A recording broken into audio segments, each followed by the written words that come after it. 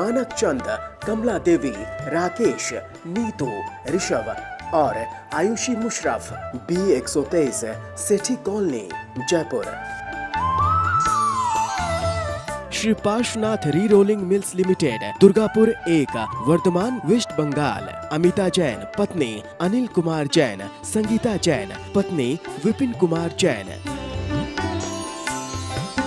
रत्नम प्रभा वाडेकर, प्रणिया शाह, रंजना कोठारे, वर्षा शाह, बारामती। श्री चंदूलाल जुबराज गांधी, फलटनकर, घाटकोपर, मुंबई एवं परिवार। अलेखा शाह, मनीष शाह, अनुपम शाह, प्रियंका शाह, सचिंत गांधी, नुपुर गांधी, श्रवंत गांधी। इंदु जैन, रंजना, विनय, सुनैना, अभिषेक, मीराबाग, नई दिल्ली। नेमचंद जैन, शशि जैन, निखिल जैन, शालिनी जैन, शरणय जैन, शांतनु जैन, निशु जैन, शास्त्री नगर, मेरठ, उत्तर प्रदेश।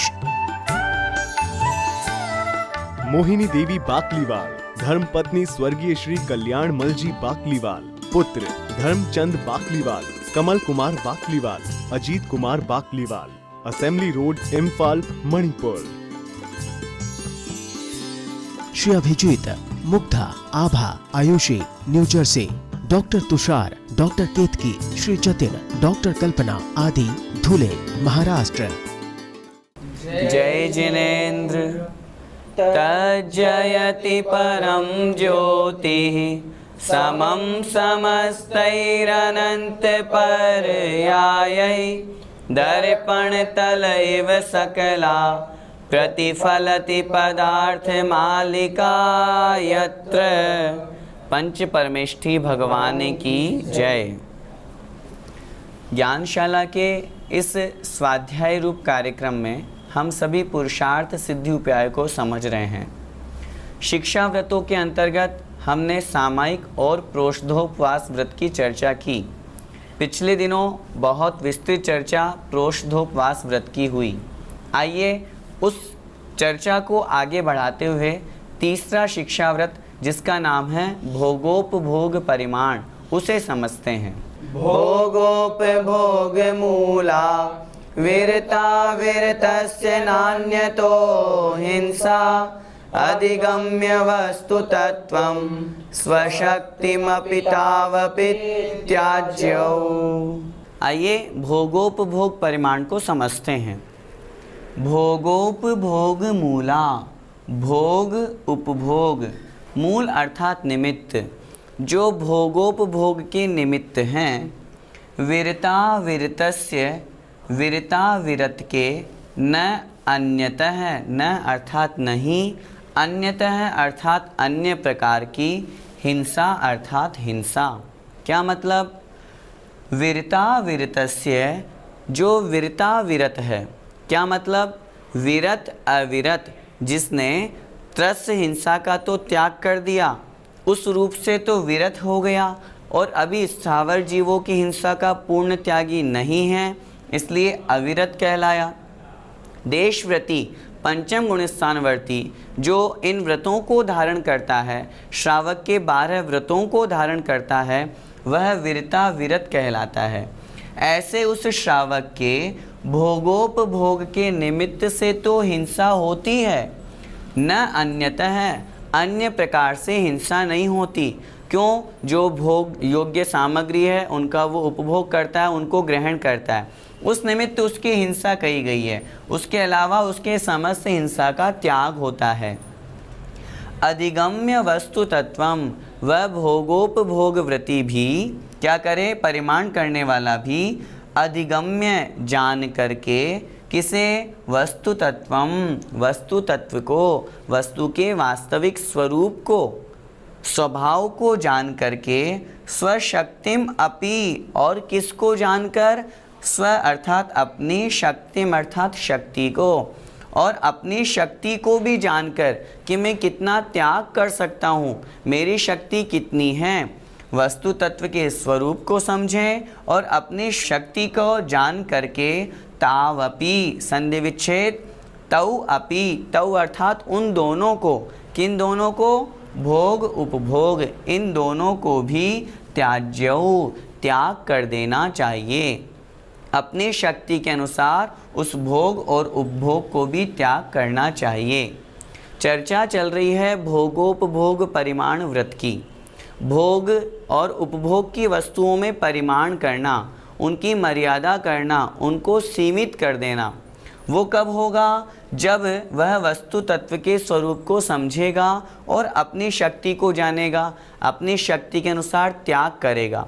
क्योंकि जो देशवृत्ति है जिसकी हम चर्चा कर रहे हैं, वह भोगोपभोग के निमित्त ही हिंसा कर रहा है, बाकी हिंसा का तो उसका त्याग हो गया। इसलिए आचार्य भगवान उसे उपदेश दे रहे हैं, कोई बात नहीं, भोगोपभोग के निमित्त से हिंसा होती ही होती है, लेकिन यदि उसमें भी हम त्याग कर देंगे, स्वशक्ति अपनी शक्ति के अनुसार परिमाण कर देंगे, तो उस भोगोपभोग की हिंसा का त्याग से हम बच जाएंगे और वही भोगोपभोग परिमाण व्रत कहलाएगा। भैया जी, भोग और उपभोग किसे कहते हैं? जो वस्तु एक बार भोगने में आए, एक बार उपयोग में आए, उसके पश्चात जिसका उपयोग नहीं हो सके, उसे भोग कहते हैं। और जिस वस्तु का हम बार बार उपयोग करते हैं, वह उपभोग कहलाती है। जैसे हम भोजन ग्रहण कर रहे हैं, जो भोजन हमने ग्रहण किया वह एक ही बार किया, उसके पश्चात उसी भोजन को हम दोबारा थोड़ी ना ग्रहण करते हैं। भोजन, पानी, ये सारी की सारी वस्तुएं भोग के अंतर्गत आती है। उपभोग के अंतर्गत हमने जो वस्त्र पहने, हमने जो घर मकान आदि का प्रयोग किया, ये उपभोग है। जो वस्त्र हमने एक बार पहन लिए, क्या एक बार पहनने के बाद फेंक देते हैं? नहीं, उसी को हम पुनः फिर से प्रयोग भी कर लेते हैं, वह वस्तुएं उपभोग कहलाती है। इस प्रकार जो एक बार भोगने में आए, एक बार उपयोग में आए, वह भोग, और जो बार बार पुनः पुनः उपयोग में आए, वह उपभोग कहलाता है। भैया जी, परिग्रह परिमाण व्रत में हमने मर्यादा कर ली थी, फिर भोगोपभोग परिमाण में मर्यादा क्यों? परिग्रह परिमाण व्रत में हमने जो मर्यादा की थी वो जीवन पर्यंत के लिए की थी। भोगोपभोग परिमाण व्रत जिसकी हम चर्चा कर रहे हैं, यह मर्यादा कुछ समय के लिए की जाती है। वहाँ अणुव्रतों की चर्चा थी, यहाँ शिक्षा व्रतों की चर्चा है। जैसे परिग्रह परिमाण व्रत में हमने नियम लिया कि हम अपने जीवन पर्यंत 50 साड़ी रखेंगे, उससे ज़्यादा नहीं। भोगोपभोग परिमाण व्रत में हमने ये नियम लिया, आज हम 2 साड़ी का प्रयोग करेंगे, इससे ज़्यादा नहीं। तो परिग्रह परिमाण व्रत में हमने पूर्णतः जीवन पर्यंत और समस्त रूप से उस परिग्रह का परिमाण किया था, उसकी मर्यादा सीमित की थी। भोगोपभोग में उसको और अधिक कम करते हुए बाकी शेष हिंसा से बचने के लिए और अधिक मर्यादा ली जाती है, इसलिए दोनों में अंतर है। भैया जी, वस्तु तत्व को जानना क्या कहलाता है? वस्तु तत्व, तत्व किसे कहते हैं? तस्य भावस तत्वम। तत् अर्थात किसी भी वस्तु का जो भाव है, उसका जो स्वभाव है, उसका जो पना है, वह कहलाता है वस्तु तत्व। अर्थात वस्तु का स्वरूप, उसको हमें जानना और समझना चाहिए। जैसे आत्मा का क्या तत्व है, आत्मा का क्या स्वभाव है, ज्ञान दर्शन चेतना रूप होना। इसी प्रकार समस्त वस्तुओं को जानना, किस वस्तु का क्या स्वभाव है, तभी तो हम उसको ग्रहण करेंगे और त्याग करेंगे। किस वस्तु के ग्रहण करने से, किस वस्तु का भोग उपभोग करने से हमें अधिक पाप बंध होगा, किस वस्तु का भोगोपभोग करने से हमें कम पाप बंध होगा।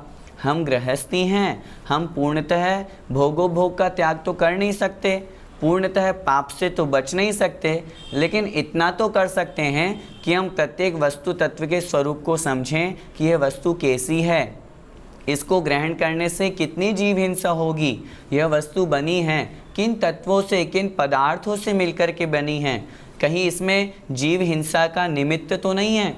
इन सब बातों को जब हम जान लेंगे, वही कहलाएगा वस्तु तत्व। और उसको जान करके फिर हमें जो गलत है उसका त्याग करना और जो सही है उसे स्वीकार करना चाहिए। और जो सही है उसमें भी कम से कम को हम ग्रहण करें, क्योंकि आत्मा का स्वभाव निवृत्ति परक है, छोड़ने रूप है, ग्रहण करना नहीं। इसलिए सही को जान तो लिया कि ये हमारे ग्रहण करने योग्य है, लेकिन जितनी आवश्यकता हो और उतनी आवश्यकता से भी कम से कम हम उस वस्तु का उपयोग करें, भोगोपभोग करें, ताकि हमारे व्रतों में और अधिक हिंसा न लगे, हमारे व्रत अच्छी प्रकार से चलें। शिक्षा व्रत हैं। शिक्षा व्रत किसे कहते हैं? जो मुनि बनने की शिक्षा दें। आगे जाकर के तो समस्त परिग्रह का त्याग करना ही करना है, इसीलिए सही को ग्रहण करना तो है, लेकिन और अधिक कम कम छोड़ते हुए ग्रहण करना है। इस तरह की हमारी प्रवृत्ति होनी चाहिए। इस श्लोक में हमने भोगोपभोग परिमाण की चर्चा की कि जो भोगने योग्य वस्तुएं हैं, उपभोग की योग्य वस्तुएं हैं, उनका हमें परिमाण करना चाहिए, उनका भी त्याग करने का प्रयास करना चाहिए। उसमें हमें सबसे पहले किसका त्याग करना चाहिए वो अग्रिम श्लोक में हम देखते हैं। एकमपि प्रजिघांसुर निहन्त्यनन्तान्यतस्ततो वश्यं करणीयमशेषाणां परिहरणमनन्तकायानां। किसका हमें सबसे पहले त्याग करना चाहिए वो इस श्लोक में बता रहे हैं। एकमपि प्रजिघांसुर, एकम अपि अर्थात एक भी, क्या अनंत कायानाम, जो अनंत काय है ऐसे उसका भी, प्रजिघांसुर जो घात करने की इच्छा रखने वाला है, ऐसा जीव जो एकमात्र अनंत कायों की भी हिंसा करने के भाव रखता है, ऐसा वह जीव। निहन्त्यनन्तान्यतस्ततो वश्यम, संधि विच्छेद ध्यान से देखिएगा। निहन्ति अनंतानि अतः ततः अवश्यम। निहन्ति अर्थात घात करता है, हिंसा करता है। किसकी? अनंतानि अर्थात अनंत जीवों की। वह जीव अनंत जीवों का घात करता है। अतः इसलिए, ततः क्योंकि, अवश्यम अर्थात निश्चित रूप से, क्योंकि वह अवश्य निश्चित रूप से अनंत जीवों की हिंसा करता है। क्या मतलब? दो पंक्तियों को फिर से समझें।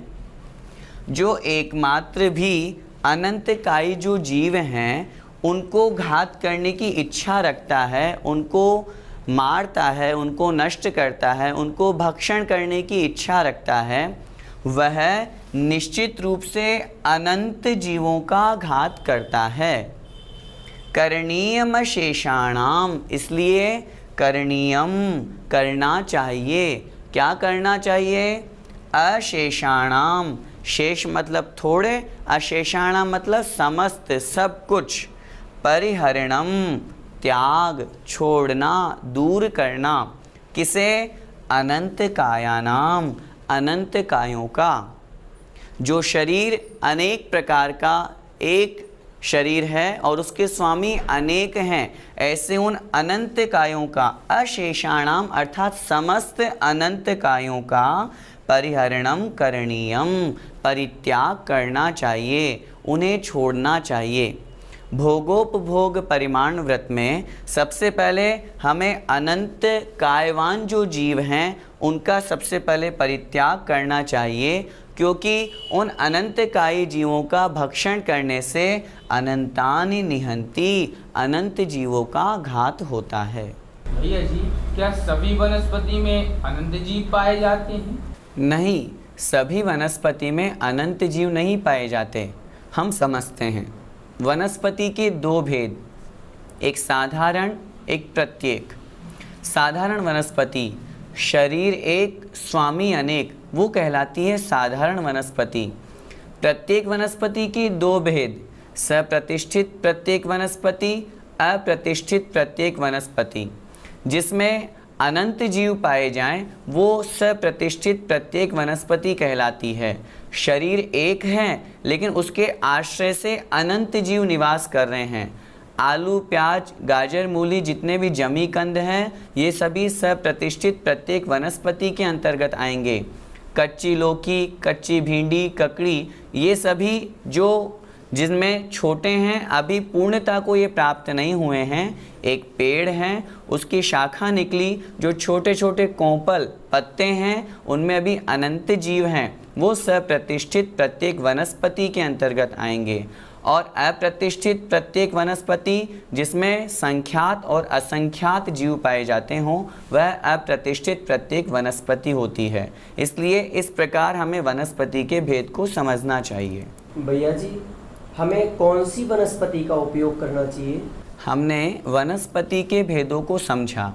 साधारण वनस्पति तो हमारे देखने में आती ही नहीं, बची प्रत्येक वनस्पति, उसमें से जो सप्रतिष्ठित प्रत्येक वनस्पति है, जिसमें अनंत अनंतानंत जीव पाए जाते हैं, उसका हमें त्याग करना चाहिए। आलू, प्याज, लहसुन, गाजर, मूली आदि जितने भी जमीकंद हैं, ये सभी सप्रतिष्ठित प्रत्येक वनस्पति मानी जाती है। आचार्यों ने शास्त्रों में कितनी अच्छी बात लिखी। एक आलू में जो सुई की नोक के बराबर का है, उसमें अनंतानंत जीव निवास करते हैं। इतने जीव जितने अब तक सिद्ध अवस्था को प्राप्त हो चुके। विचार करें, एक आलू में, और आलू की चर्चा नहीं, सुई की नोक की बराबर का जो आलू का टुकड़ा है, उसमें अनंतानंत जीव रहते हैं और हम आलू आदि खा लेते हैं।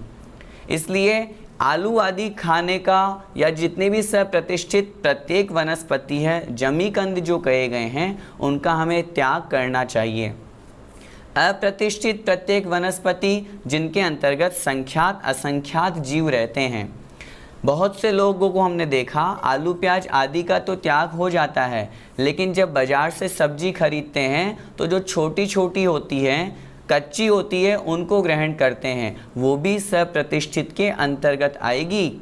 जैसे यदि भिंडी है, छोटी सी है, तो वह सप्रतिष्ठित है, और यदि वह अपनी पूर्ण अवस्था को प्राप्त बड़ी हो गई तो वो अप्रतिष्ठित प्रत्येक वनस्पति के अंतर्गत मानी जाएगी। बहुत सारे जमीकंद हैं, आलू प्याज आदि, तो अगर त्याग करना है तो सबसे पहले किसका त्याग करना चाहिए? त्यागने योग्य तो समस्त कंदमूल है, जिनमें अनंत जीव पाए जाते हैं। फिर भी आपने प्रथमता की अपेक्षा से चर्चा करी है, तो जो सबसे ज़्यादा उपयोग में आने वाले हैं वो है आलू और प्याज। आज हमारे जैनियों में भी बहुत से घरों में आलू प्याज बनने लगे हैं। विचार करें, जहाँ हम जैनी श्रावक कहलाते हैं, कंदमूल का सबसे पहले आचार्यों ने त्याग करने का उपदेश दिया। बहुत से लोग इन सब बातों का या धर्म की परवाह नहीं करते और आलू आदि प्याज आदि भक्षण करने लगे हैं। हम सिर्फ जैन शास्त्रों की ही चर्चा नहीं कर रहे, वैदिक शास्त्रों में भी लिखा है, प्याज लहसुन खाने से तामसिकता बढ़ती है। ये तामसिक भोजन कहे गए हैं। यदि कोई प्याज खाता है, आलू आदि भक्षण करता है, तो उसके बुद्धि में धर्म का प्रवेश नहीं होता। इसलिए सबसे पहले हमें इन्हीं का ही त्याग करना चाहिए। विचार करें, हमारे घरों में ही नहीं, आजकल दावतों में, हमारे जितने शादी ब्याह होते हैं, उनमें आलू प्याज आदि बनने लगे हैं। कभी कभी मन में विचार आता है कि ये जैनियों की शादी है कि अजैन की। आज हम अपने नाम के आगे जैन तो लगाते हैं, लेकिन हमारा कर्म कैसा बनता जा रहा है, हमको विचार करना चाहिए। जिन लोगों के लिए हम पहले के समय में आदर्श बने हुए थे, यदि कोई व्यक्ति अपने साथ में पानी का छन्ना रखता था तो उसे लोग कहते थे, ये जैन साहब हैं, जब भी पानी पीते हैं पानी छान करके पीते हैं। वो सब चीज़ें आज हम भूल गए, वो हमारी पहचान थी। हमें विचार करना है, आज हम अपनी पहचान खोते जा रहे हैं। इसलिए सबसे पहले हमें इन्हीं तामसिक वस्तुओं का त्याग करना है। जितना हो सके इनसे हम बचें, पूर्ण रूप से त्याग करें। आलू आदि खाने से निश्चित रूप से हमारे शरीर में भी मोटापा बढ़ता है, हमारे तामसिक बुद्धि हमारी बुद्धि में तामसिकता प्रवेश करती है, बुद्धि में धर्म प्रवेश नहीं करता, और सबसे बड़ी बात, अनंतानंत जीवों का घात होता है। कितनी जीव हिंसा हम करते हैं, और उस निमित्त से हमने कोई दावत दी, कोई कार्यक्रम किया, स्वयं तो हिंसा की, स्वयं तो उस पाप को हमने भोगा ही भोगा, अन्य लोगों को भी उसका निमित्त बनाया, अन्य लोगों को भी खिलाया। अन्य लोगों के लिए हम आदर्श हैं। मैं आपसे निवेदन करना चाहूँगा, सभी से पुनः बहुत अच्छी प्रकार से निवेदन करना चाहूँगा, कम से कम हमारे घरों में से आलू प्याज आदि जमीकंद तो निकलना ही चाहिए। समस्त जमीकंद का त्याग हमको करना ही करना है। फिर भी जो पूर्ण रूप से जमीकंद का त्याग अभी नहीं कर सकते, उसको क्रम बनाना चाहिए। पहले आलू का, फिर प्याज का, लहसुन का, इनका त्याग करें। गाजर मूली आदि भक्षण करते हैं, पहले इनका त्याग करें, फिर धीरे धीरे गाजर मूली आदि को भी त्याग करें। जितनी हिंसा गाजर मूली में है उतनी ही आलू प्याज में भी है, लेकिन चूंकि एकदम से हम पूर्णतः त्याग नहीं कर सकते तो कोई बात नहीं, पहले आलू प्याज लहसुन आदि का त्याग करें, फिर आगे जो शेष जमीकंद कहे गए हैं उनका त्याग करें। और नियम बनाएं, यदि हम कोई कार्यक्रम करेंगे तो उसमें ये जमीकंद तो प्रयोग होना ही नहीं चाहिए। यदि हम स्वयं इस बात का संकल्प ले लेंगे तो हमारा परिवार उस संकल्प के पथ पर आगे बढ़ेगा।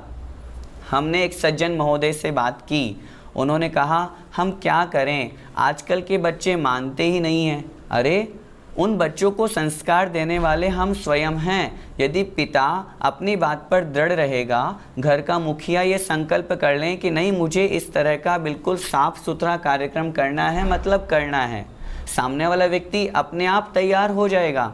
पहले हम अपने आप को तो तैयार करें। हम स्वयं ही ढीले हैं, हम बच्चों के कहने में आ जाते हैं, नहीं नहीं हमारे दोस्त नहीं मानते। ऐसे कैसे काम चलेगा? दोस्तों की सुननी है कि धर्म की सुननी है? विचार हमको करना है। इसलिए सबसे पहले हमें त्याग करना है इन आलू प्याज लहसुन आदि, ये तामसिक भोजन है, हमारी बुद्धि को भ्रष्ट कर देते हैं। जिन लोगों का माइंड बहुत धीमा होता है, मंद होता है, उन लोगों को तो त्याग करना ही करना चाहिए। क्यों? क्योंकि उनके दिमाग में कोई सी भी बात, सिर्फ धर्म ही नहीं, यदि कोई ज्ञान की बात कर रहा है, कोई पढ़ाई है, वो भी प्रवेश नहीं करती। उनका मन हर तरफ विकार परिणाम रूप बनता रहता है। इन वस्तुओं को खाने से मन में विकार परिणाम, तन में विकार परिणाम जागृत होते हैं, जिससे उसकी प्रवृत्ति उस ओर बढ़ती जाती है। इसलिए मैं आप सभी लोगों से हाथ जोड़कर निवेदन करना चाहता हूं कि इन आलू प्याज आदि जमीकंद को हमें पूर्ण रूप से त्याग करना ही चाहिए। तब तो हम जैनी कहलाने योग्य हैं, नहीं तो भैया अनादिकाल से संसार में भटक रहे हैं। बड़ी दुर्लभता से मनुष्य पर्याय मिली है, पुण्य का संयोग है, इसकी सार्थकता समझें। जिन वस्तुओं को खाने में बहुत जीव हिंसा होती है, आत्मा का अकल्याण होता है, उसे हमें तुरंत छोड़ देना चाहिए। इसलिए पुनः मैं आपसे अपेक्षा करूंगा कि आलू प्याज आदि का तो इस कक्षा को सुन करके त्याग करें ही करें। जिन्होंने नहीं किया है, आज ही अपने नगर में कोई मुनि संघ आरिका माता जी विराजमान हो, उनके समक्ष जाएं और उनसे संकल्प लें। अगर कोई चतुर्विद संघ नहीं है तो मंदिर जी में जाएं, श्रीफल लेकर के भगवान के आगे हाथ जोड़ करके संकल्प लें, भगवान आज से मेरा आजीवन जमीकंद का त्याग। फिर देखो आपकी ज़िंदगी बदल जाएगी। इसलिए इन सब का हमको त्याग करने का प्रयास करना ही करना चाहिए। भैया जी, एक आलू खाने में कितने जीवों की हिंसा होती है? सुई की नोक के बराबर जो एक आलू का टुकड़ा है, उसमें कितने जीव हैं? जितने जीव आज तक सिद्ध अवस्था को प्राप्त हो चुके, ऐसे अनंतानंत जीव। और पूरे आलू में ऐसे जब तक जितने सिद्ध भगवान हो चुके, उन अनंतानंत जीवों का भी अनंत गुना। विचार करें, एक आलू के टुकड़े में इतने सारे जीव हैं, तो हम या बहुत से लोग जो आलू खाते हैं, कितना 100, 200, 300 ग्राम, कितने जीवों का मरण होता है। समझ में आया? अनंतानंत जीवों का घात हो रहा है। और आलू अनेक प्रकार से उपयोग करते हैं, कोई पराठे में, कोई सब्जी में, कोई चिप्स की तरह, कोई किस तरह। तो इस तरह हर चीज़ में आलू का उपयोग होने लगा है। मैं आपसे निवेदन करना चाहता हूँ, आलू का आज से ही त्याग करें। हम कितने जीवों की हिंसा से बचेंगे। कुछ लोग कहते हैं आलू की चिप्स खा लें। अरे भाई, वहाँ राग परिणाम है, राग परिणाम के कारण से हिंसा का दोष लगेगा ही लगेगा। आपने गली निकाल ली, आलू नहीं खाएं, आलू की चिप्स खा लें, बात तो एक ही है। इसलिए निश्चित रूप से आज के इस स्वाध्याय की कक्षा से हमें आलू प्याज आदि जमैकंद का त्याग करना ही चाहिए ताकि हम जीव हिंसा से बचें और अपने जीवन में धर्म का प्रवेश कर सकें। जय जिनेंद्र। मानक चंद, कमला देवी, राकेश, नीतू, ऋषभ और Ayushi Musharraf, B123, Sethi colony, Jaipur. Shri Parshwanath re rolling mills limited, Durgapur 1, Bardhaman, west Bengal. Amita Jain, पत्नी अनिल कुमार जैन, संगीता जैन, पत्नी विपिन कुमार जैन। रत्नम प्रभा वाडेकर, प्रणिया शाह, रंजना कोठारे, वर्षा शाह, बारामती। श्री चंदूलाल जुबराज गांधी, फलटनकर, घाटकोपर, मुंबई एवं परिवार। अलेखा शाह, मनीष शाह, अनुपम शाह, प्रियंका शाह, सचिंत गांधी, नुपुर गांधी, श्रवंत गांधी।